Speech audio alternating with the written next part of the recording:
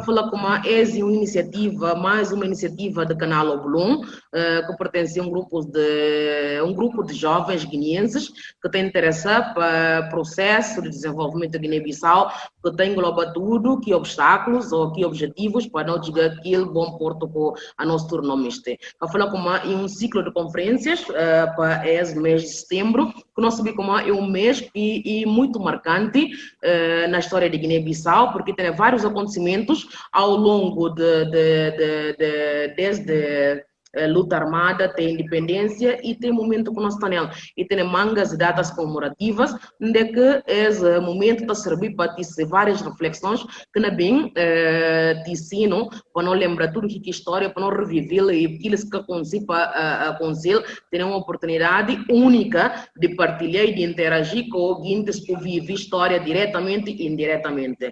Para falar como nós estamos no primeiro programa de ESMIS e identificados uma conquista de setembro, que não vai decorrer com várias conferências, para falar como esse que é um programa habitual, mas sim, e um novo programa, e não que debates semanais que está fazendo, mas é uma conferência que mandou não tem oradores, de que não te ensino ser comunicação relativamente a tema que não intitula de Guiné-Bissau, das diferentes nações no território ao processo de unificação para a luta armada pela independência.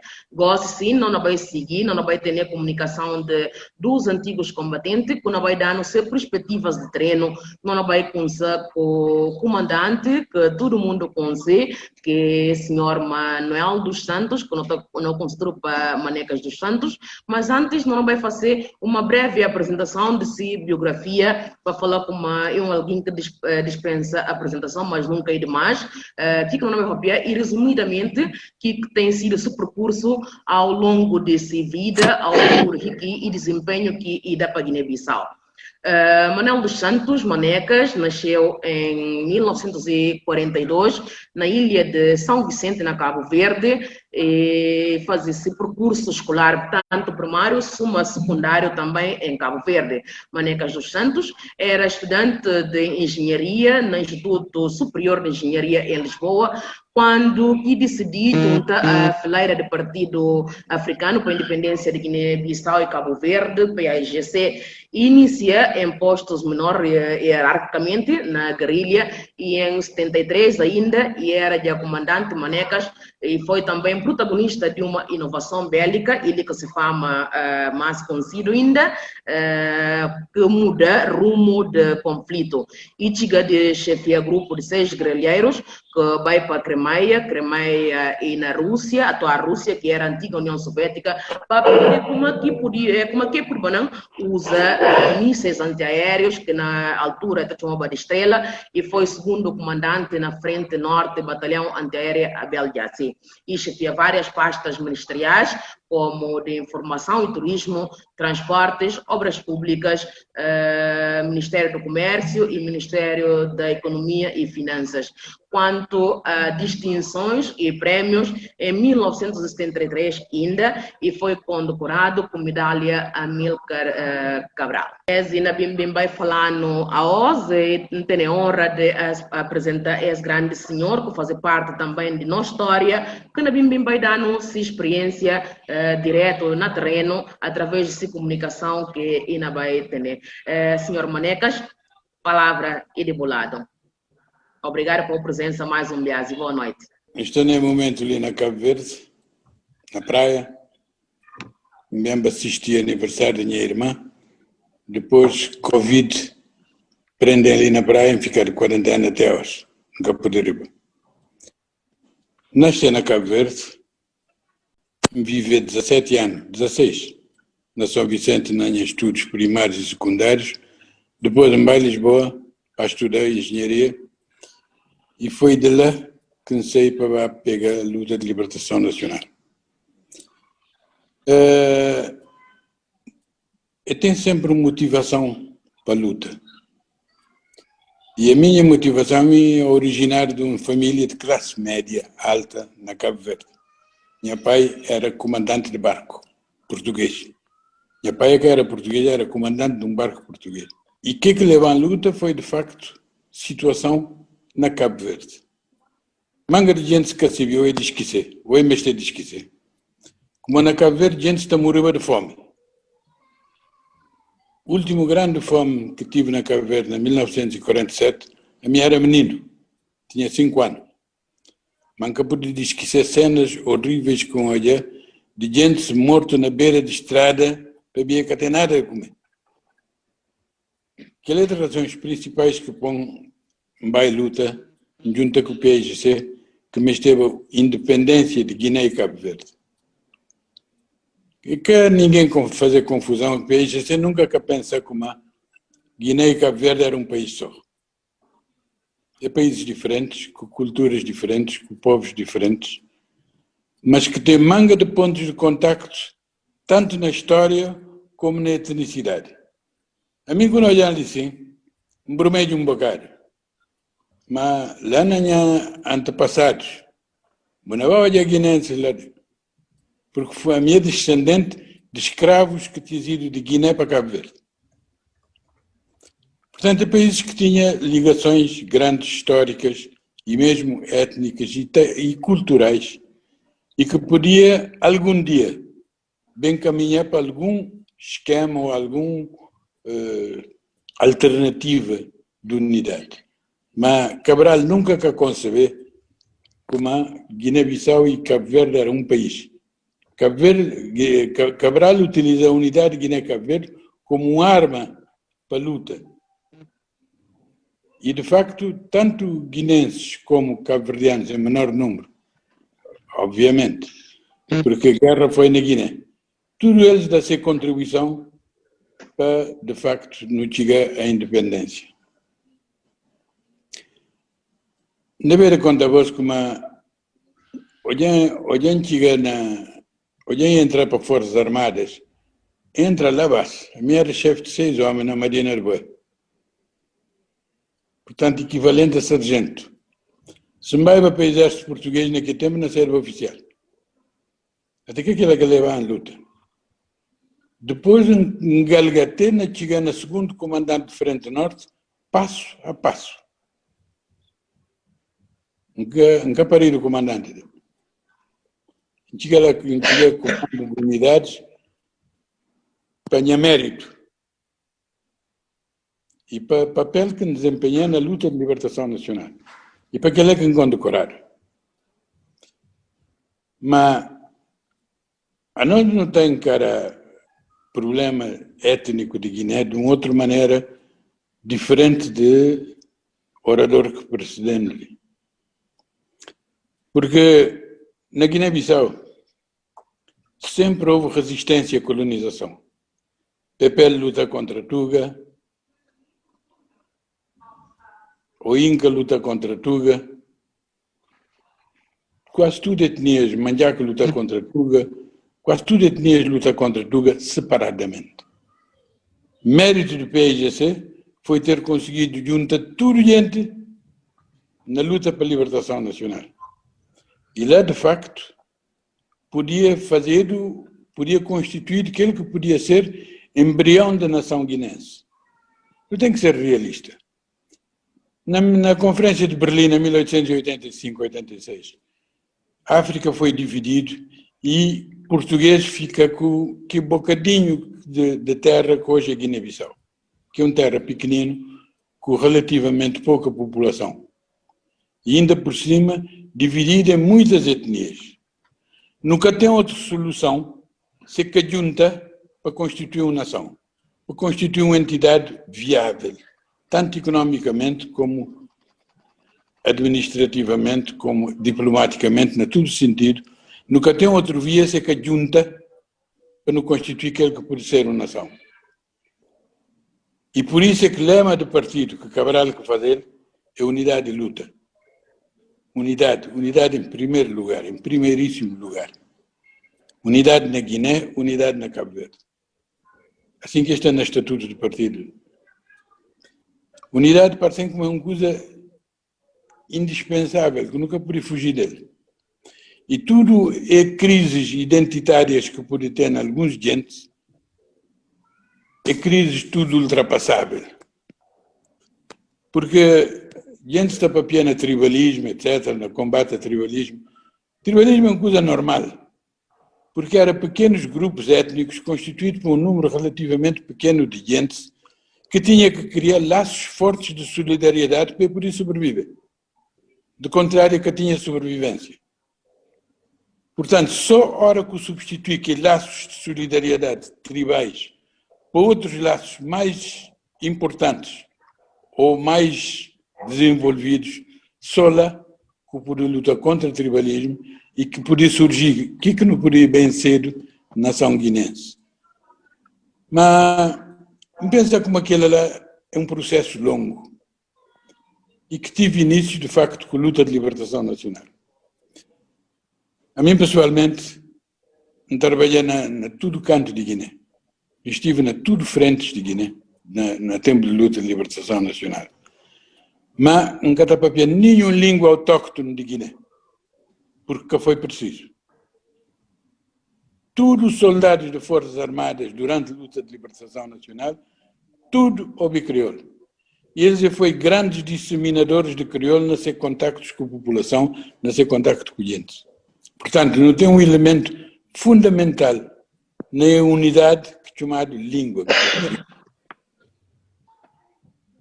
A mim pensa como não tem que ter um pensamento positivo em relação à etnicidade. Grupos étnicos existem, objetivamente. Porque eu podia acabar aqueles. Mas é que tem nenhuma contradição fundamental entre grupos étnicos. Nenhum deles que está a ocupar território do seu companheiro, nenhum deles que está a ferir interesses do seu companheiro. Antes, pelo contrário, o que é que não estou a olhar hoje na Guiné? É que, de facto, tudo etnias está misturado no território guinense, na toda a sua extensão. E onde é que a mistura é mais grande é na sua própria capital, na Bissau. Na Bissau, tudo etnias está a coexistir pacificamente. E tudo está a papiar uma língua chamada crioulo. Quer dizer que elementos altamente fundamentais para no caminhar para a constituição da nação guinense até existir. E etnicidade, identidade é que é um problema. Há uns anos atrás, li um livro de um autor árabe, chamado Amin Maalouf, ele está escrevendo em francês. O título daquele livro era Les Identités Meurtrières. Na português, Identidades que te matam. E, de facto, identidades podem matar. Ora que gente que muitas vezes que tem que a identidade é tem empurrar para conflitos sem razão, sem consistência. E que é conflitos que não podem bem olhar na Guiné, muito provavelmente.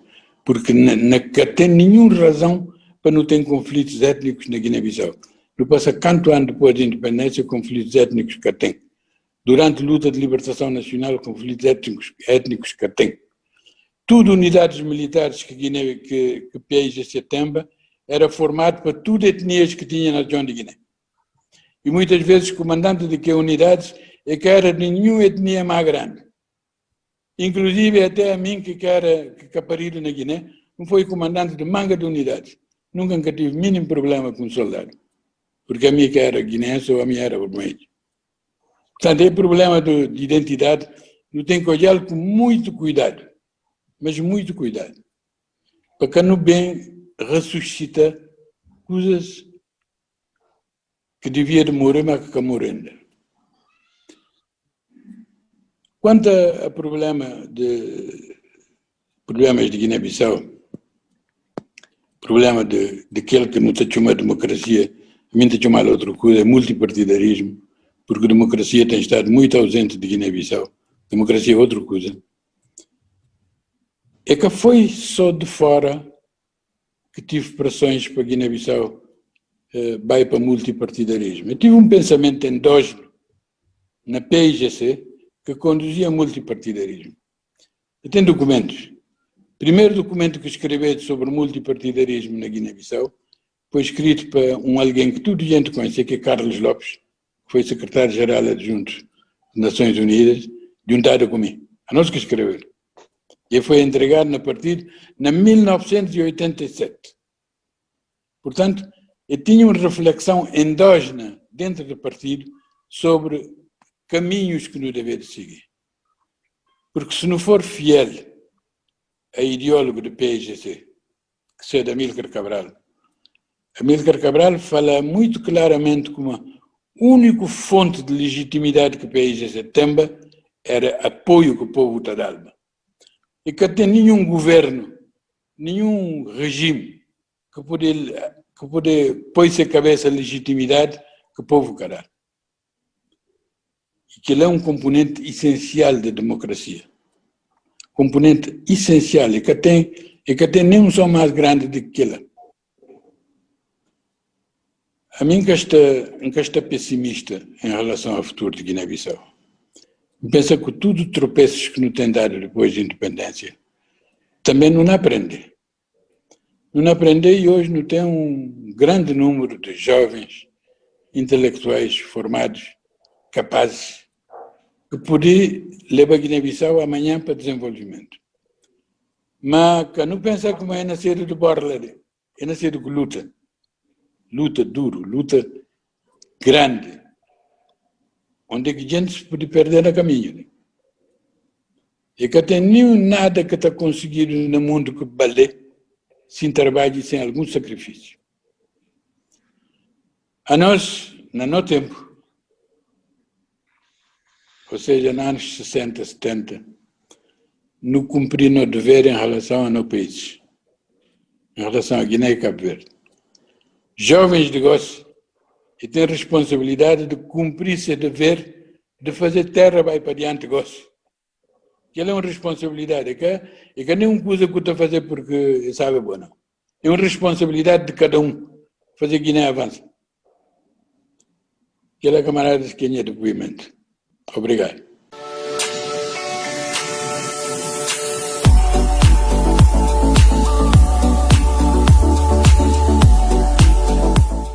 Coronavírus. Por que devo usar máscara? Os coronavírus não têm asas para voar, nem pernas para andar.